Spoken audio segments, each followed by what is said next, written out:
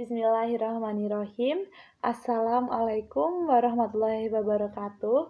Shalom, Om Swastiastu, Namo Buddhaya, Salam Kebajikan, Rahayu, Rahayu, Rahayu. Perkenalkan, nama saya Elvina Anindya Virginawati, NIM 81114190025 dari Fakultas Hukum Universitas Negeri Semarang, kelas Hukum Internasional, hari Senin pukul 13.00 WIB. Saya akan menjelaskan tentang beberapa upaya yang dapat ditempuh untuk menyelesaikan suatu sengketa internasional. Sebelumnya, sengketa internasional sendiri ialah perselisihan yang secara tidak eksklusif melibatkan negara dan memiliki konsekuensi terhadap lingkup internasional. Subjek dari persengketaan internasional sendiri ialah persoalan yang timbul di antara dua atau beberapa negara yang sedang bersengketa. Nah, dalam menyelesaikan sengketa internasional sendiri dapat ditempuh melalui dua cara. Yang pertama, melalui cara damai, dan yang kedua adalah cara pemaksaan atau cara kekerasan. Nah, apabila negara yang sedang bersengketa itu tadi saling sepakat untuk menemukan sebuah solusi yang bersahabat, maka cara damai dapat ditempuh oleh mereka atau oleh pihak-pihak yang sedang bersengketa. Akan tetapi, apabila dengan cara damai tersebut tidak dapat dicapai, maka negara-negara yang bersengketa tadi bisa menempuh cara kedua, yaitu melalui cara kekerasan. Yang pertama, saya akan menjelaskan beberapa cara atau upaya yang dapat diselesaikan dengan cara-cara damai. Nah, beberapa cara yang dapat ditempuh apabila pihak-pihak yang bersengketa ingin menyelesaikan secara damai, yaitu yang pertama ada arbitrase, yang kedua ada penyelesaian secara yudisial, yang ketiga ada negosiasi, yang keempat ada mediasi, lalu yang kelima ada konsiliasi, lalu ada jasa-jasa baik, lalu ada penyelidikan dan penyelesaian di bawah naungan Perserikatan Bangsa-Bangsa atau yang kerap kita sebut dengan PBB. Nah, saya akan menjelaskan yang pertama tentang arbitrase. Arbitrase sendiri ialah salah satu cara untuk menyelesaikan sengketa secara damai. Menurut Konferensi Den Haag, arbitrase ialah penyelesaian sengketa internasional oleh hakim-hakim pilihan dari pihak-pihak yang bersengketa atas dasar ketentuan-ketentuan hukum internasional. Nah, dengan penyelesaian secara arbitrase ini, pihak-pihak yang bersengketa tadi harus melaksanakan putusan tersebut dengan iktikat baik. Penyelesaian secara arbitrase ini haruslah melalui persetujuan dari pihak-pihak yang bersengketa itu tadi. Selanjutnya ada penyelesaian secara yudisial. Penyelesaian secara yudisial yaitu suatu penyelesaian yang dihasilkan melalui suatu pengadilan yudisial internasional yang dibentuk sebagaimana mestinya dengan memperlakukan dari suatu kaidah-kaidah hukum. Nah, pengadilan ini dibedakan menjadi dua kategori. Yang pertama, pengadilan permanen, dan yang kedua, pengadilan khusus. Nah, selanjutnya, upaya yang dapat dilakukan untuk menyelesaikan sengketa internasional secara damai ada negosiasi.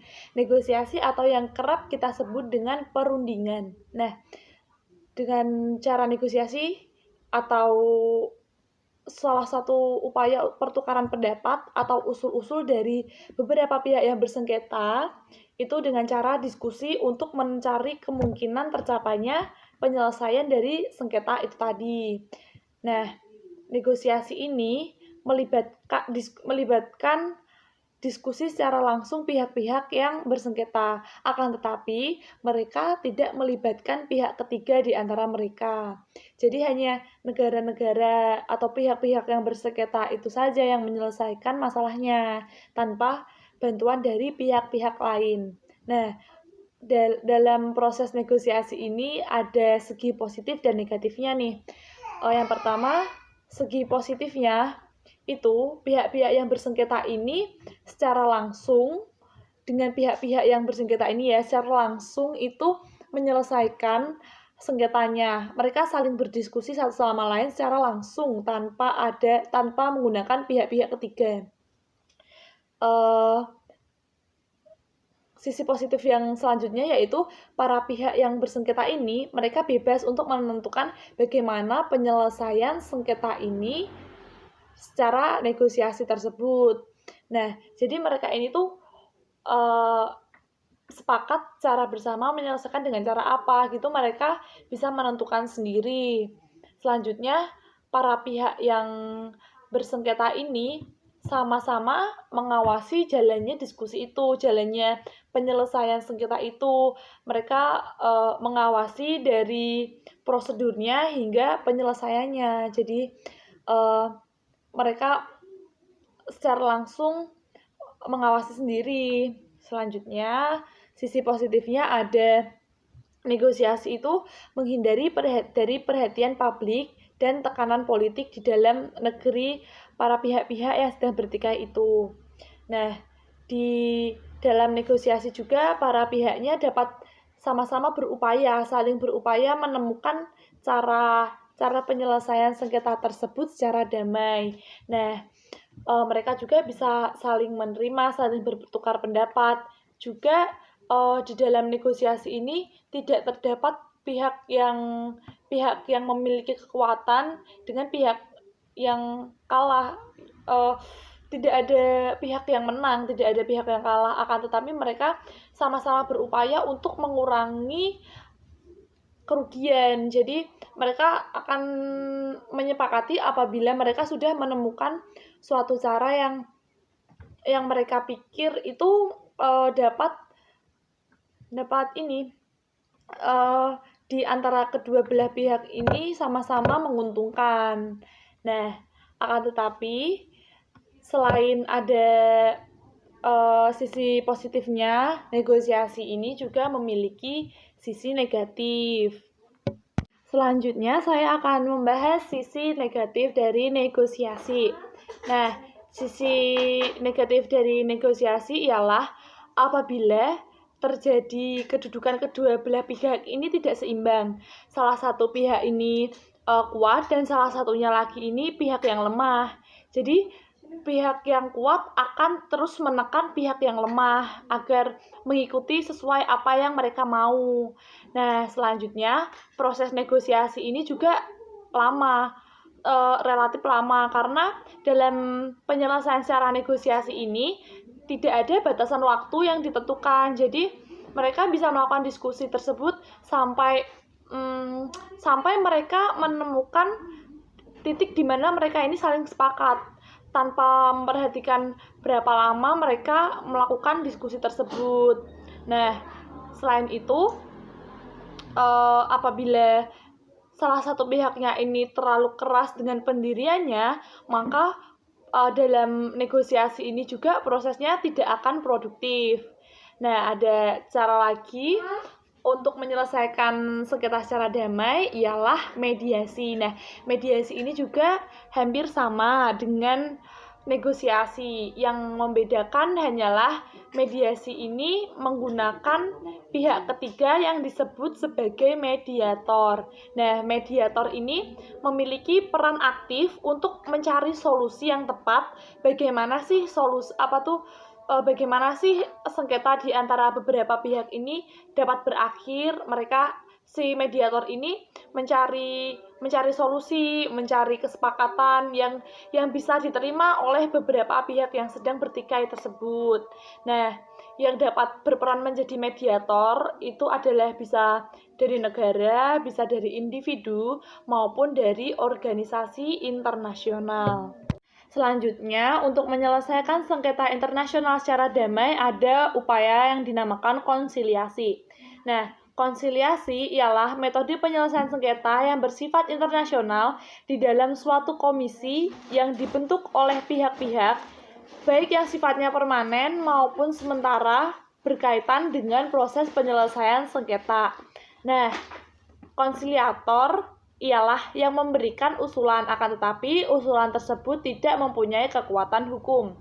Upaya penyelesaian sengketa secara damai selanjutnya ada jasa-jasa baik. Nah, jasa-jasa baik ialah suatu tindakan pihak ketiga yang akan mencoba membawa ke arah terselenggaranya suatu perundingan atau ialah yang memberikan fasilitas ke arah terselenggaranya perundingan dengan tanpa berperan serta dalam kondisi mengenai substansi atau pokok sengketa yang bersangkutan. Nah, pihak ketiga ini hanyalah sebagai fasilitator saja dan menawarkan saluran komunikasi berupa supaya dapat dimanfaatkan oleh para pihak-pihak yang bersengketa demi terlaksananya proses perundingan. Selanjutnya, saya akan menjelaskan tentang penyelesaian sengketa selain menggunakan cara damai atau dapat kita sebut penyelesaian sengketa dengan cara kekerasan atau paksaan. Nah, beberapa contohnya yaitu yang pertama ada melalui tindakan perang. Perang merupakan pertentangan yang disertai dengan penggunaan kekerasan dan angkatan bersenjata dari masing-masing pihak yang bertikai dengan tujuan menundukkan lawan. Akan tetapi dalam menundukkan lawan ini mereka masing-masing sama-sama mempunyai persyaratan yang harus disepakati oleh satu pihak saja. Nah, seperti yang kita tahu, perang merupakan salah satu kejahatan hak asasi manusia.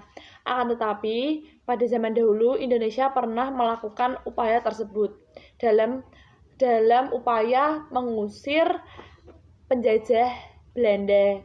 Salah satu contohnya ialah perang Diponegoro. Nah, upaya yang dapat ditempuh melalui cara kekerasan selain perang ialah penggunaan senjata non-perang. Penggunaan senjata non-perang ini yang dimaksud ialah salah satu pihak yang kuat menggunakan senjata dan salah satu lagi pihak yang lemah. Adanya pihak yang lemah. Nah, pihak yang kuat ini menggunakan senjata dengan tujuan agar pihak yang lemah ini takluk kepada pihak tersebut. Akan tetapi, jika pihak yang satu ini ikut juga membalas menggunakan senjata, maka akan terjadi perang. Nah, selanjutnya ada tindakan retorsi. Retorsi sendiri itu adalah pembalasan dendam oleh suatu negara terhadap tindakan tidak patut yang ia terima dari negara lain. Nah, contohnya itu misalnya, apabila negara A itu mendapatkan tindakan yang tidak pantas dari negara B. Nah, negara A ini melakukan pembalasan ke negara B itu yang dinamakan dengan retorsi. Selain retorsi, ada juga tindakan yang dinamakan reprisal atau pembalas dendam juga. Akan tetapi, tindakan reprisal ini walaupun hampir sama dengan retorsi, tapi reprisal ini merupakan tindakan yang ilegal. Nah, selain reprisal ada juga blokade secara damai. Nah, blokade yang seperti kita tahu ialah pengepungan suatu wilayah. Akan tetapi ini dilaksanakan secara damai, biasanya dilaksanakan setelah terjadinya perang. Biasanya pada zaman dahulu itu di pelabuhan-pelabuhan diadakan blokade, akan tetapi secara damai. Nah, yang terakhir ada intervensi.